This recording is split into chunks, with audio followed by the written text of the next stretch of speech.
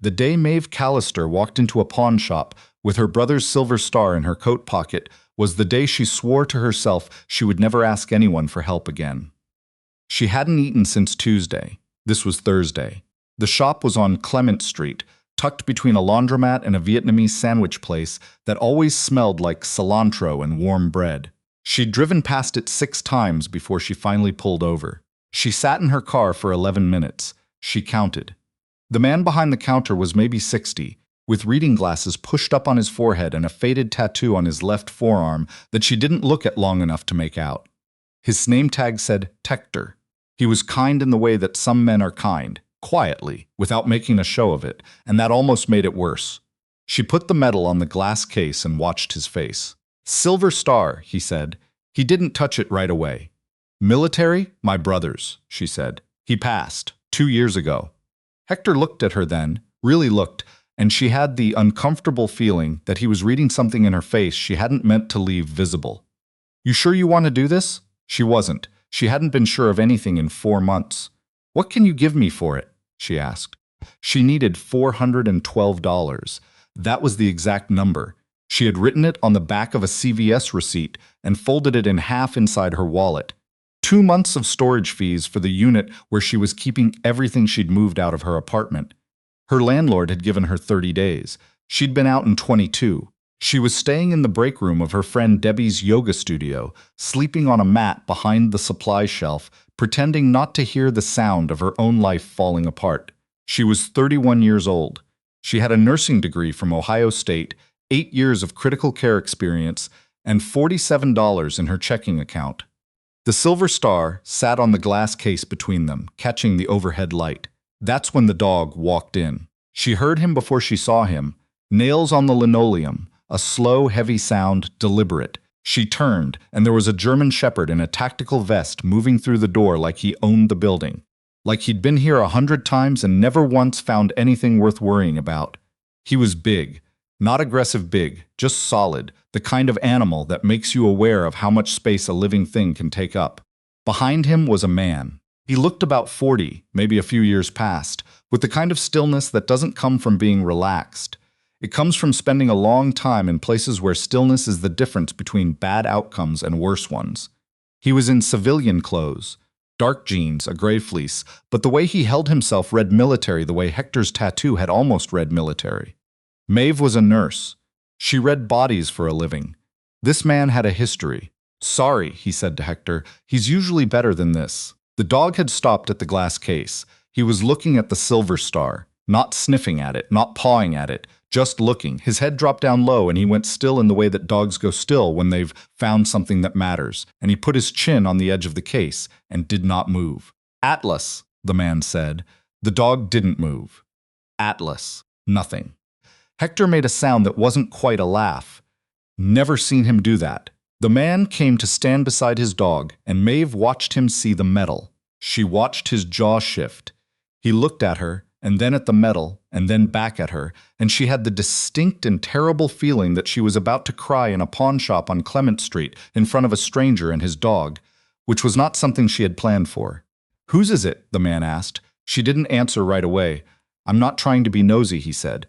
And somehow she believed him. "My brother's," she said. "Danny. He was Army Rangers. He died in 2022. She stopped. Started again. "I need some money." He nodded slowly. He didn't say anything. He looked down at Atlas, who still had not moved. "He does this sometimes," the man said quietly. "When he's around someone who's lost something. We used to think he just reacted to scent, but..." He shook his head. "There's more to it than that. What do you mean?"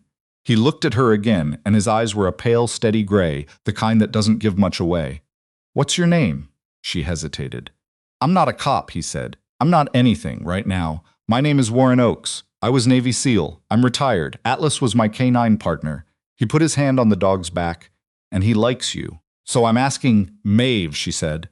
"Maeve Callister. What happened, Maeve?" She didn't mean to tell him. She hadn't told anyone the whole of it. Not Debbie, not her mother, not the union rep who'd called twice and left voicemails she hadn't returned.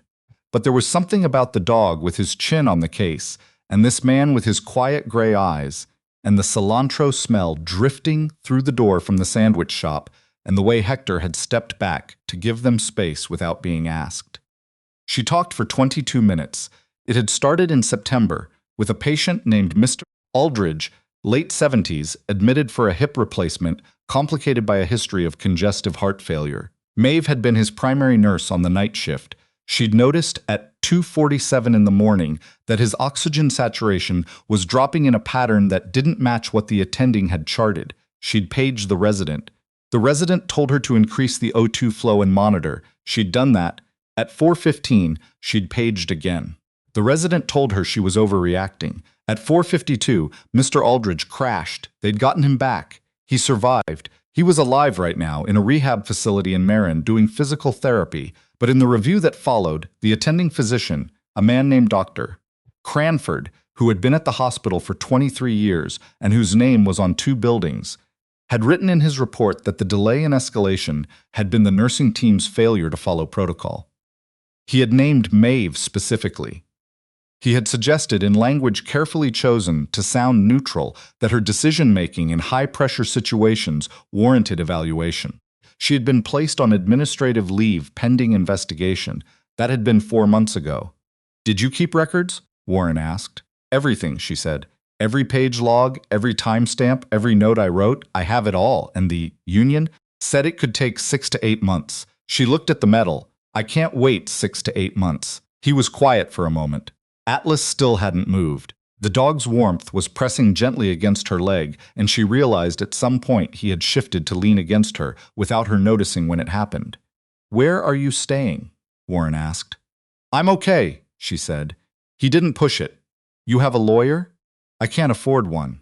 He looked at Hector, and something passed between them that she couldn't read.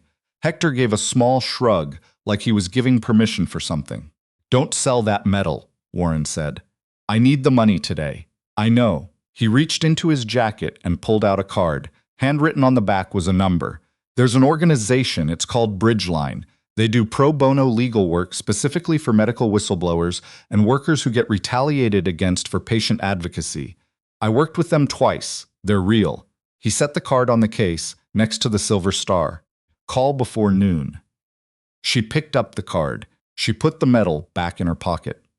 The attorney's name was Pamela Voss. She was 48, divorced, and had spent 12 years as a plaintiff's attorney after a decade of hospital administration work, which meant she knew exactly where the bodies were buried because she'd helped bury some of them and wasn't proud of it. She was direct in a way that felt like respect. She called Maeve back 40 minutes after Maeve left the voicemail. "Tell me everything," she said. "Leave nothing out." Maeve told her. All of it this time. When she was done, Pamela was quiet for 3 seconds. Then she said, "I need you to send me every document you have, every timestamps, every page log. The full text of Cranford's review. I have it all." "Good."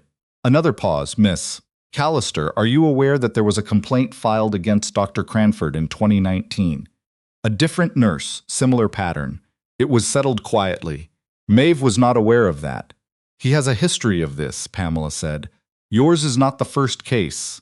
It may be the one that changes things if you're willing." "Willing to do what?" "Fight." She thought about the pawn shop. She thought about $47. She thought about Debbie's yoga studio and the mat behind the supply shelf and the way she'd been waking up at 3 a.m. every night since September, staring at the ceiling and trying to remember if she'd done everything right. She knew she'd done everything right. "Yes," she said. "I'm willing." The next 6 weeks were not cinematic. Nobody came through with a dramatic revelation at a crucial moment. There was no courtroom scene. There was paperwork and waiting and more paperwork and a deposition that lasted 4 hours in a conference room that smelled like stale coffee and old carpet, where she answered the same question 17 different ways while a hospital attorney in a good suit tried to make her sound unstable. She was not unstable. She had her timestamps. Pamela filed the complaint with the California Department of Public Health and simultaneously contacted the nursing board on the question of professional defamation. She filed with the EEOC on the whistleblower retaliation angle. She sent a certified letter to the hospital's board of directors with specific reference to the 2019 settlement and the pattern it established. The hospital's legal team responded within 72 hours. That was fast. That was, Pamela told Maeve over the phone, a very good sign. Fast response means they're worried, she said. Slow response means they think they can outlast you. This is not slow. During those 6 weeks, Maeve did the following. She stayed at Debbie's. She picked up 2 shifts a week at a home health agency, which was not glamorous and did not pay well but covered groceries and the storage unit fees and let her hold on to the feeling of still being a nurse. She called her mother on Sundays and lied about how things were going, then started telling the truth around week 4. And her mother drove up from Sacramento and took her out to dinner and didn't say, "I told you so," even once, which was the kindest thing anyone had done for her in recent memory. She saw Warren twice. Once for coffee, once when Atlas showed up at her car outside the home health office. She still doesn't know how he found her there, and Warren took that as an opportunity to check in. They talked for 40 minutes in the parking lot. He had spent 4 years as a first responder coordinator after leaving the Navy, and he had a lot of opinions about institutional failure that Maeve found, if not comforting, then at least validating. He'd seen this pattern before. The person who does the right thing gets treated like the problem. The institution protects itself. "It's not personal," he said. "It feels personal," she said. "Yeah," he said. "It always does." Atlas sat between them and watched a pigeon eat something off the asphalt with the focused intensity of a predator who has momentarily decided to observe rather than act. The breaking point, and there was one, because there's always one, came from an unexpected direction. Mr. Aldridge's daughter was named Carol Wendell. She was 62, retired schoolteacher, and she had been in the room at 4:15 a.m. the night her father's oxygen saturation dropped, because families of critically ill patients sometimes sit with them through the night. She had watched Maeve work. She had watched Maeve page the resident. She had heard the resident's response through the phone, because hospital phones are not quiet.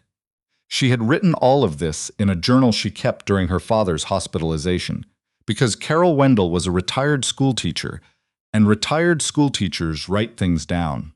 She found out about the investigation through a newspaper piece, a small one, 3 paragraphs in the health section of the Chronicle, about nursing retaliation cases in the Bay Area hospital system. Maeve's name wasn't in the piece. The pattern was.